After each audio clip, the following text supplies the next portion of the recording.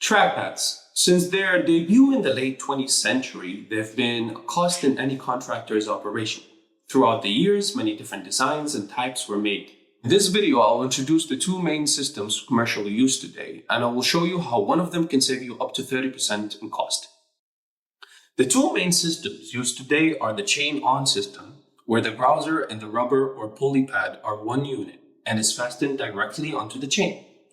Then there's the bolt-on system, where the pad and the grouser are two separate parts. The grouser is bolted onto the chain and the pad is bolted onto the grouser.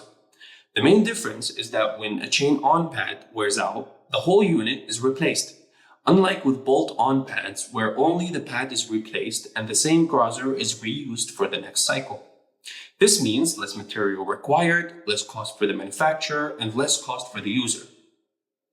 The only downside of bolt-on pads is that the initial setup is more time-consuming, since both grouser and pad need to be assembled together. But for future replacements, it's faster and the cost is 20 to 30% less of the chain-on pads. If you want to save even more, you can reuse the grousers from your old chain-on system. As long as they're not damaged, you can clean them up and we'll send you a template so you can drill holes for the new pads.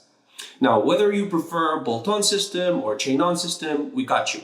You can visit our website for a quote. There are also a few blogs there that I'm sure you'll find helpful. This is Engineer Raif. Thank you for listening and have a good one.